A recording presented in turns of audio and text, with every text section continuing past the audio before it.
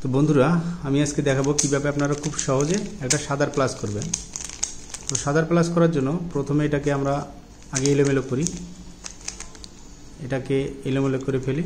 এলোমেলো করার পরে আমরা এটাকে খুব দ্রুত কিভাবে সাদার প্লাস করব, আমরা এটাকে এলোমেলো করতেছি। তো এলোমেলো হয়ে গেল, এখন আমরা কি করব, সাদার প্লাস করব। সাদার প্লাস করার জন্য অনেক ভিডিও আছে, তো তার মধ্যে আমি আপনাকে সহজ পদ্ধতিগুলো দেখাবো। প্রথমে আপনারা কি করবেন, প্রথমে আপনারা সাদার প্লাস করার জন্য সাদাটাকে উপরে রাখবেন। সাদাটাকে উপরে রাখার পরে এখন যদি দ্রুত সাদার প্লাস করতে চান, সেক্ষেত্রে দেখতে হবে যে এটা মাঝখানে একটা সাদা, তার মানে এটা একটা কালার। এটা যত ঘুরাবো কিন্তু ওই কালার কিন্তু একটাই থাকবে। আর দুইটা কালার হচ্ছে এটা, এই দুইটা কালার হচ্ছে এই দুটা কালার, এখানে মাঝখানে দুটা কালার, আর কর্নারে যেটা থাকবে সেটা হচ্ছে তিনটা কালার। তো এরকম এটা হচ্ছে centre piece, S piece, corner piece. Centre, S, corner, ওই তিনটা জিনিস মনে রাখলেই হবে। তো আমরা কি করব, এখন সাদার সাথে এস পিসগুলো ঠিক করব। এস পিসগুলো কীভাবে আনবো, সাপোজ এখানে একটা কালার অলরেডি ম্যাচিং হয়ে গেছে, অথবা কালারটা এলোমেলো অবস্থায় আছে, কোনো সমস্যা নাই। আমাদের প্রথমে যেটা করতে হবে সেটা হচ্ছে এটা সাদাটা, সাপোজ সাদাটা কোথায় আছে, এখানে একটা সাদা আছে, এখানে একটা সাদা আছে।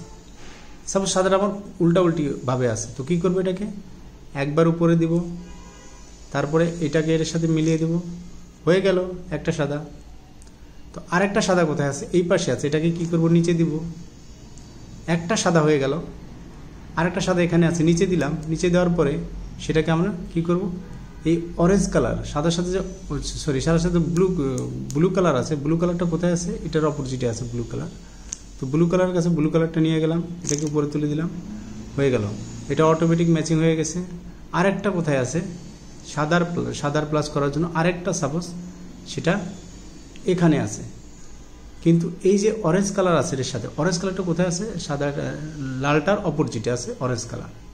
তো আমরা কি করব, অরেঞ্জ কালারটাকে অরেঞ্জ কালারের কাছে নিয়ে যাব। কিভাবে নিয়ে গেলাম, অরেঞ্জ কালারটার কাছে অরেঞ্জ কালারটাকে নিয়ে গেলাম, নিয়ে যাওয়ার পর এটাকে উপরে তুলে দেব। আমার কিন্তু সাদার প্লাস হয়ে গেল। এই সাদার প্লাসটা হয়ে গেল, সাথে এই মাঝখানের যে এস কালারগুলো আছে, সেন্টার, এজ এবং কর্নার, তো আমার কর্নারগুলো বাকি থাকলো, কোনো সমস্যা নেই। আমি শুধু দেখব সাদার প্লাসটা হলো কিনা। তো সাদার প্লাসটা ঠিক আছে। এখন কোন কোন পরিস্থিতিতে কোন কোন সমস্যা হতে পারে, সাপোজ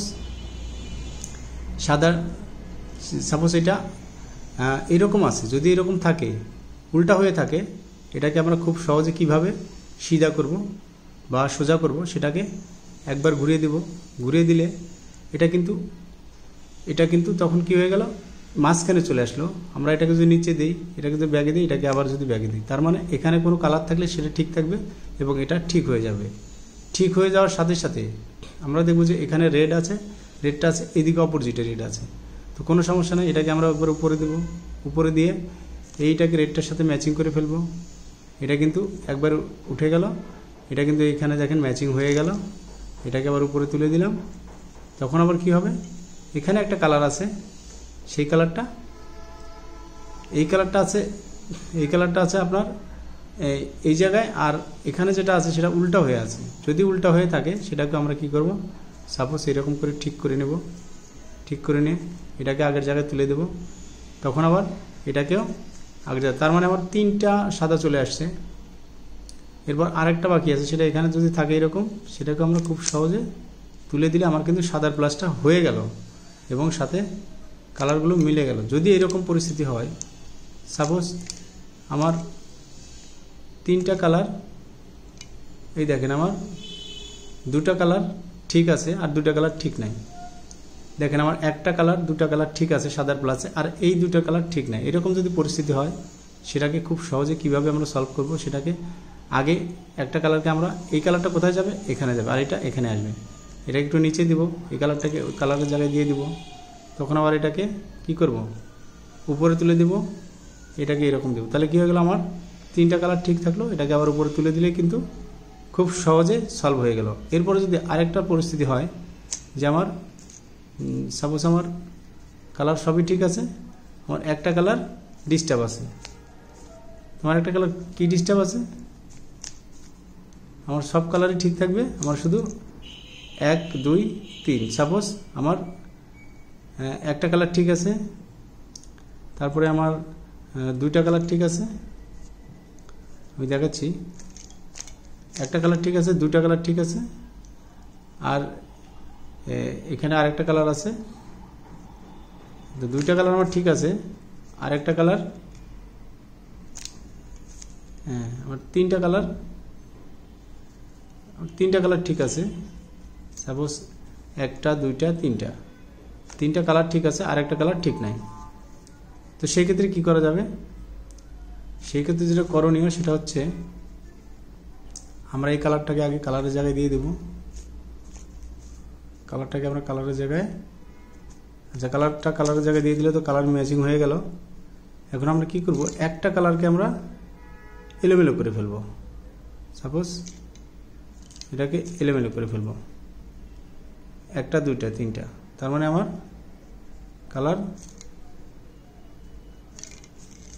3টা কালার ঠিক আছে। যদি আমার একটা কালার ঠিক না থাকে, সেই কালারটাকে আমরা, সাপোজ 2টা কালার ঠিক আছে আর 2টা কালার ঠিক নাই, তার মধ্যে আমরা কি করলাম, আমার একটা কালার, এই কালারটা ঠিক করলাম, ঠিক করে এটাকে দিলাম, এটাকে দিলে আমার একটা কালার নষ্ট করে দিলাম। এটাকে আমরা যে কোনো পাশে দিয়ে দিলাম। তো আমার এরকম যদি হয়ে যায় যে আমার 3টা কালার ঠিক আছে, একটা কালার ঠিক নাই, এই কালারটা উল্টা হয়ে আছে, তো কি করব, এই কালারটাকে ঠিক করার জন্য এরকম হয়ে থাকলে একবার এরকম দিব, দেওয়ার পরে আমরা দেখব যে এই কালারটা কিন্তু একটু যদি গ্যাপে দেই, আবার এটাকে যদি এরকম দেই, দেখেন এটা কিন্তু আবার ব্যাগে যদি দিই তাহলে কিন্তু 4টা কালারে মিলে গেল। তো এইরকমই আপনারা যে কোনো পরিস্থিতিতে যেরকম আপনারা যতবার প্র্যাকটিস করবেন আপনারা তত তাড়াতাড়ি এটা সলভ করা শিখতে পারবেন। তো সেটাই আমাদের, সেই জন্য আমাদের দরকার হচ্ছে কালারগুলো চেনা, যে কোনটা কালারের পরে কোনটা কালার আছে। আমরা যদি কালারগুলো চিনতে পারি তাহলে খুব সহজে আমরা এটাকে সলভ করতে পারবো।